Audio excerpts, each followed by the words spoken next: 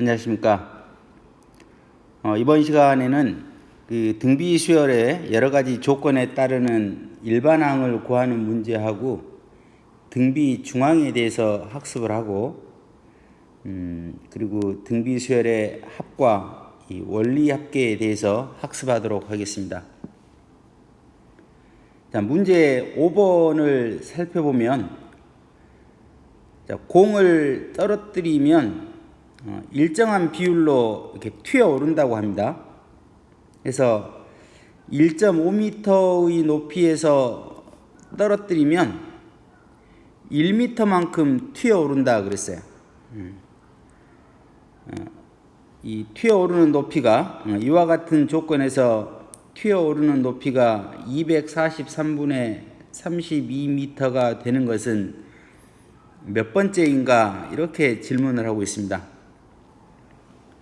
그러면 이 문제의 풀이를 위해서 우리는 이 공이 튀어오르는 비율, 이걸 우리가 R로 표시하면 이 R은 1.5m에서 떨어뜨렸을 때 1m만큼 튀어오른다 그랬으니까 1 나누기 1.5 해보면 3분의 2라고 하는 값을 얻어낼 수가 있고, 그리고 첫 번째 튀어오르는 높이는 1m이기 때문에 A1 첫 번째 항의 값을 1로 두면 우리는 이와 같은 그 n번째 튀어오르는 높이를 우리가 AN이라고 하면 AN은 등비수열이 될 거니까 1 곱하기 3분의 2의 n-1제곱 이와 같은 일반항을 구해볼 수 있습니다.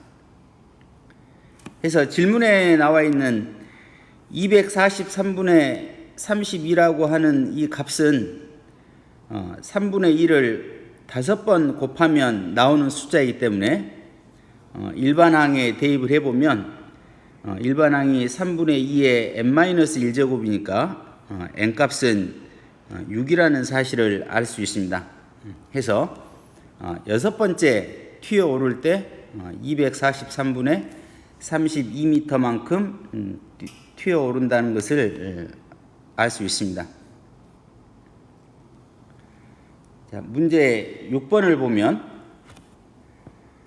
세 번째 항의 값이 마이너스 24이고 여섯 번째 항의 값이 192인 등비수열의 일반항 AN을 찾아봐라 그랬어요. 요 AN은 등비수열이에요. 등비수열의 일반항. 그래서 여섯 번째 항은 세 번째 항의 공비를 3번 더 곱하게 되겠죠. 그래서 192는 마이너스 24 곱하기 R의 세제곱 해서 R 값은 마이너스 2라고 하는 것을 우리가 찾아낼 수 있고, 또 세 번째 항은 첫 번째 항의 공비를 2번 곱했겠지요. 해서 A3은 첫 번째 항 곱하기 마이너스 2의 제곱 해서 A1 값은 마이너스 6이라는 사실을 알 수 있기 때문에 등비수열의 일반항 AN은 첫 번째 항 마이너스 6 곱하기 공비 마이너스 2의 n-1제곱 이렇게 찾아볼 수 있겠습니다. 자, 문제 7번. 첫 번째 항이 5이고 공비가 3인 이와 같은 등비수열에서 처음으로 1000 이상이 되는 항은 몇 번째 항인가 이렇게 질문하고 있어요. 그러면 일반항 AN은 물론 이제 이 AN은 역시 등비수열이니까 첫 번째 항 5 곱하기 공비 R의 n-1제곱 이와 같이 얻어낸 값이 1000 이상이다. 그러면 양변 5로 이렇게 나누게 되면 3의 n-1제곱은 200 이상인데 200은 3의 4제곱과 3의 5제곱 사이에 있는 값이지요. 그래서 n의 값은 6 이렇게 되겠네요. 6. 그래서 제 6항, 여섯 번째 항에서 처음으로 200보다 큰 값을 얻어낼 수 있는 거다.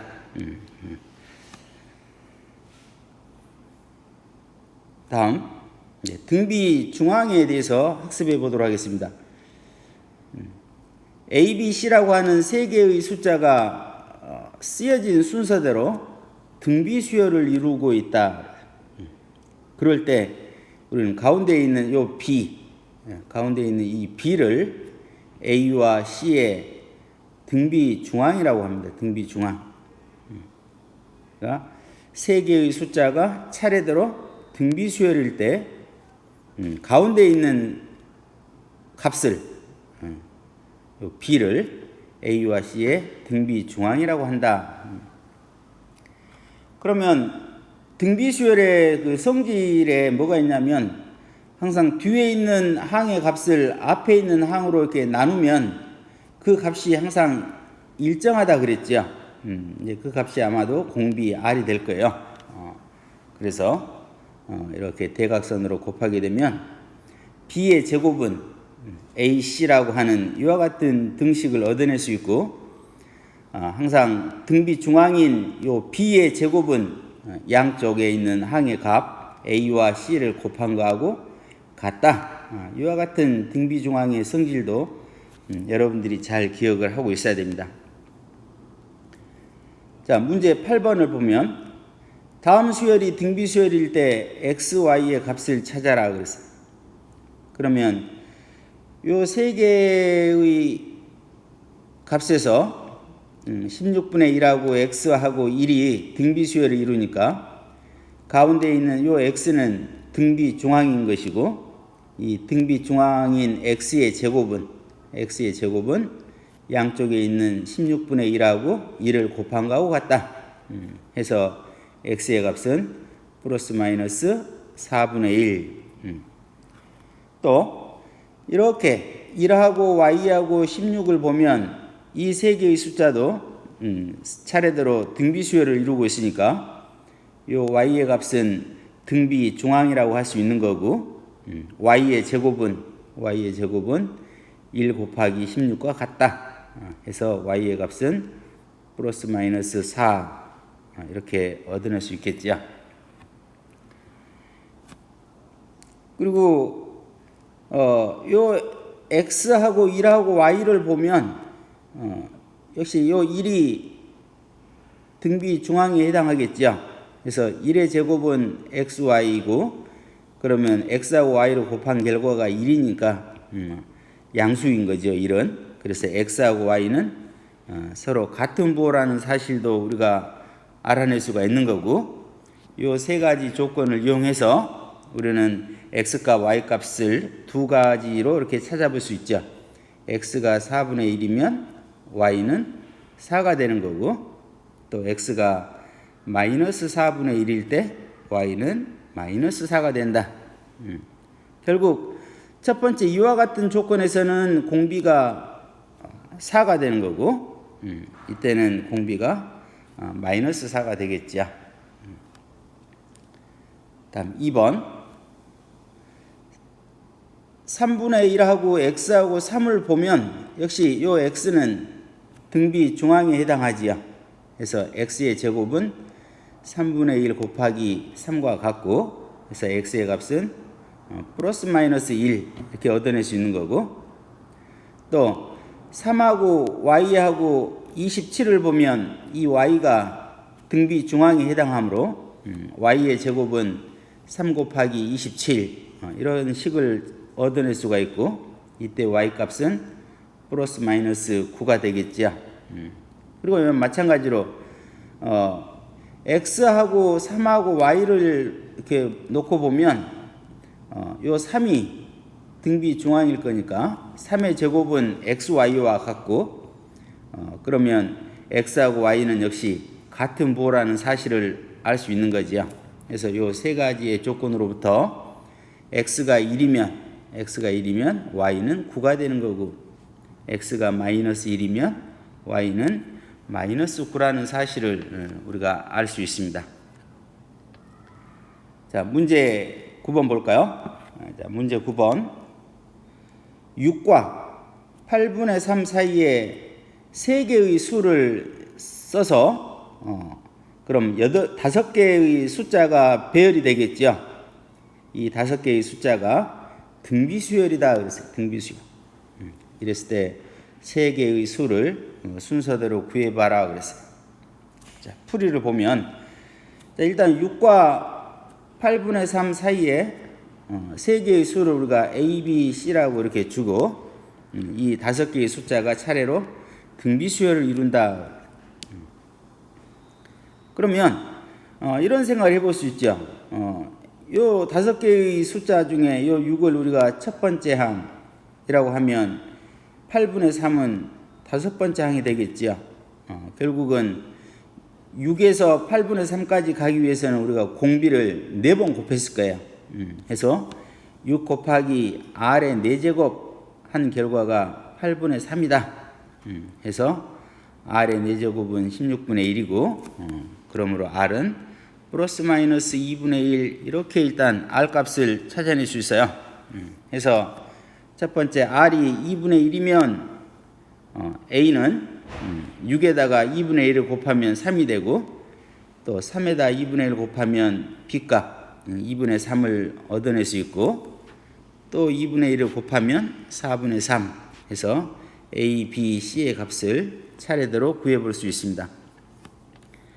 자, 이번에는 R 값이 마이너스 2분의 1이면 이제 6에다가 마이너스 2분의 1을 차례대로 곱하는 거죠. 그러면 A의 값은 마이너스 3, 또 마이너스 2분의 1을 곱하면 2분의 3이 될 거고 또 마이너스 2분의 1 곱하면 C의 값은 마이너스 4분의 3 해서 이 두 가지의 A, B, C 값을 우리가 찾아볼 수 있습니다. 자, 수학 역량 기르기를 살펴보면 첫 번째 항이 A이고 공비가 R인 등비수열에 대해서 이렇게 홀수 번째 항들을 나열을 시켜 놓으면 이 수열도 역시 등비수열이 되겠는가 하고 질문하고 있어요. 그러면 세 번째 항은 첫 번째 항의 공비를 2번 곱한 거고 5번째 항은 역시 세 번째 항에다가 공비를 2번 곱한 거고 7번째 항은 5번째 항에다가 공비를 2번 곱한 거니까 결국은 홀수 번째 항의 나열은 결국 첫 번째 항이 A1이고 공비가 R의 제곱인 등비수열이라는 사실을 우리가 알 수 있습니다. 2번을 보면 이와 같이 첫 번째와 두 번째 항을 더한 것, 그리고 세 번째, 네 번째 더한 것, 또 5번째, 6번째 항을 더한 것들, 이러한 것들을 차례대로 나열을 시켜 놓으면 그와 같은 수열도 등비수열이 되겠니? 하고 물어보고 있어요. 그러면 자, 세 번째와 네 번째 항을 더한 것은 세 번째 항은 A1의 R제곱이고 네 번째 항은 A2의 R제곱이니까 R제곱을 묶어내면 얘는 A1 플러스 A2의 R제곱 이와 같이 써볼 수 있는 거죠. 또 5번째 항하고 6번째 항도 이렇게 써보면 역시 그 전에 있던 세 번째, 네 번째 항의 합에다가 역시 R제곱이 곱해진 사실을 우리가 알 수 있어요. 그러므로 이와 같이 차례대로 2개씩 더해서 만든 수열도 첫 번째 항이 A1, A2이고 공비가 R제곱인 등비수열이라는 사실을 우리가 알 수 있습니다. 자, 이번에는 등비수열의 합에 대해서 학습을 하도록 하겠습니다. 첫 번째 항이 A이고 공비가 R인, 이때 R은 1이 아닌 수 이렇게 조건을 붙여놨습니다. 그래서 첫 번째 항이 A이고 공비가 R인 등비수열의 제(n)항까지의 합을 우리가 SN이라고 한다면 요 SN, n항까지의 합을 어떻게 식으로 나타낼 수 있는가 이거를 학습해 보도록 하겠습니다. 그래서 SN의 정의대로 우리가 첫 번째 항 A부터 두 번째 항, 세 번째 항 해서 n번째 항까지 차례대로 더한 값을 양변에 R을 곱해주게 되면 RSN은 위에 있는 이 시계에다가 전부 다 R이 곱해지니까 AR 플러스 AR 제곱 플러스 ARN-1제곱 하고 요 마지막에 있는 요 식에도 항에도 R이 곱해지면 AR의 N제곱 이렇게 되겠죠. 해서 위식에서 아래식을 빼보면 1-RSN은 이렇게 다 이렇게 소거되겠지요. 다 소거되고 남는 것은 A-AR의 N제곱 이렇게 될 텐데 A 묶어내면 A의 1-R의 N제곱 해서 SN은 등비수열의 첫 항부터 n번째 항까지의 합인 SN은 1-R분의 A 가로 1-R의 N제곱이라고 하는 등비수열의 합을 구하는 공식을 우리가 얻어낼 수가 있고 분모 분자에 있는 요 1과 R 또 1과 R의 N제곱을 순서를 바꾸면 역시 이와 같이 R-1분의 A의 R의 N제곱 마이너스 1이라고 하는 이 등비수열의 합구하는 공식을 얻어낼 수가 있어요.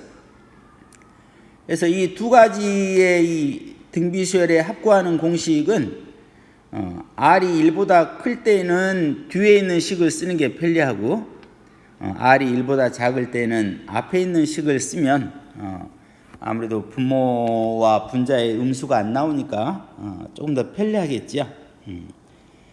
그럼 만약에 R이 1이면 어떻게 될 거냐? 공비가 1이다 이 말은 첫 번째 항 A가 계속해서 나오는 거죠. 그래서 A가 몇 번 더해져요? n번 더해지는 거니까 결국은 R이 1이면 등비수열의 합인 SN은 NA 이와 같이 구해지겠습니다. 자, 문제 10번을 보면 자, 첫 번째 항이 3분의 2이고 R이 3분의 1일 때 SO 다섯 번째 항까지의 합을 구해봐라 그래서 그러면 공비가 1보다 작으니까 1-R이라고 하는 공식을 쓰는 게 편리하겠죠. 해서 우리가 등비수열의 합구하는 공식에 대입을 해보면 243분의 242라고 하는 값을 얻어낼 수가 있겠습니다.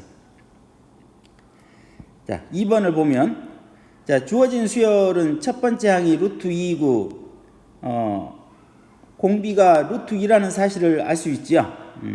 루트 2씩 계속 곱하면 이와 같은 수열이 만들어질 거니까. 그래서 공비가 1보다 크니까 R-1이라고 하는 등비수열에 합구하는 공식에 우리가 대입을 해보면 요 식을 계산해보면 62 플러스 31 루트 2라고 하는 값을 얻어낼 수가 있겠습니다. 자, 문제 11번 S4 그러니까 네 번째 항까지의 합이 5이고 여덟 번째 항까지의 합이 25인 등비수열에서 12번째 항에까지의 합 S12는 얼마겠니? 하고 이렇게 질문하고 있어요. 그래서 주어진 조건에 의해서 S4는 R-1분의 AR의 4제곱 마이너스 1은 5 이와 같은 식을 찾아낼 수가 있고 또 S8은 R-1분의 A의 R의 8제곱 마이너스 1 그런데 R의 8제곱 마이너스 1은 이와 같이 R의 4제곱 마이너스 1하고 R의 4제곱 플러스 1 이렇게 인수분해가 되지요. 그래서 이 앞에 있는 이 식이 지금 S4니까 이 값이 5인 거지요. 그래서 5 곱하기 R의 4제곱 플러스 1 그 값이 25니까 R의 4제곱은 4겠구나 이러한 것을 알아낼 수가 있는 거죠. 그래서 S10이 이제 질문에 나와 있는 이 12번째 항까지의 합을 역시 식으로 나타내면 이와 같이 R-1분의 A의 R의 12제곱 마이너스 1 이렇게 될 텐데, 역시 R의 12제곱 마이너스 1은 이렇게 우리가 인수분해 되는 것을 알 수 있죠. 이렇게 인수분해, 여러분들이 1학년 때 배웠던 인수분해 공식 잘 기억을 해야 돼요. 해서 이 R의 4제곱이 4라고 우리가 알고 있으니까 대입을 해보면 105라고 하는 값을 얻어낼 수 있습니다. 쉬는 시간에는 다른 방으로의 이동을 자제하고 본인 학급에서만 휴식을 취합시다. 화장실 이용 등의 꼭 필요한 볼일을 마친 후 복도에 머물지 말고 바로 교실로 입실하기 바랍니다.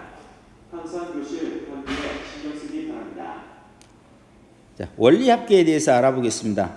이 원리합계라고 하는 것은 원금 플러스 이자.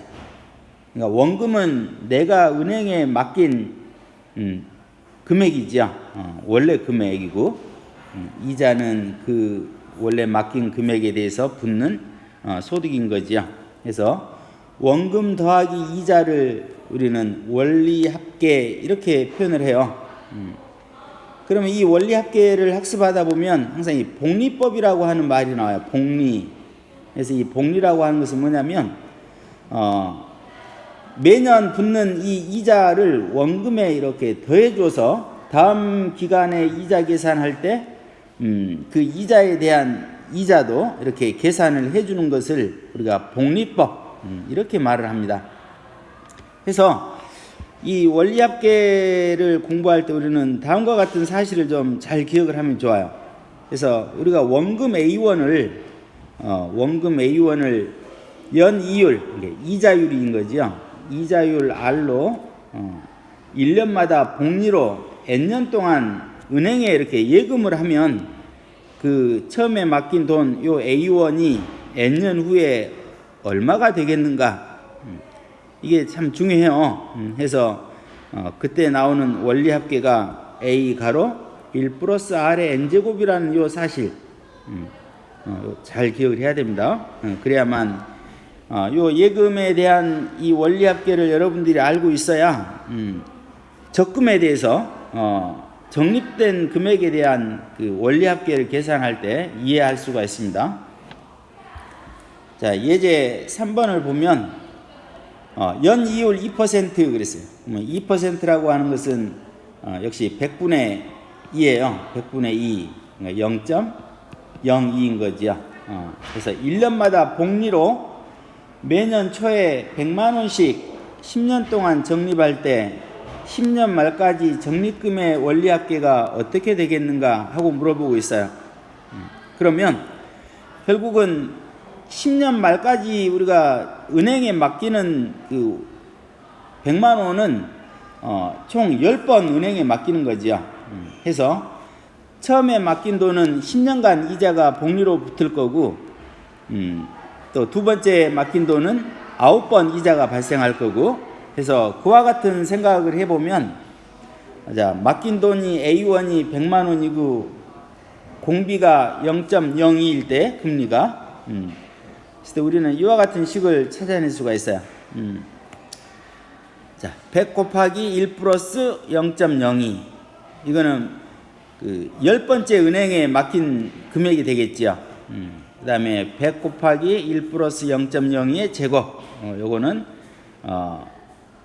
마지막 9번째 맡긴 금액일 거고, 마지막에 있는 100 곱하기 1 플러스 0.02의 10제곱은 처음에 맡긴 금액이 되겠지요.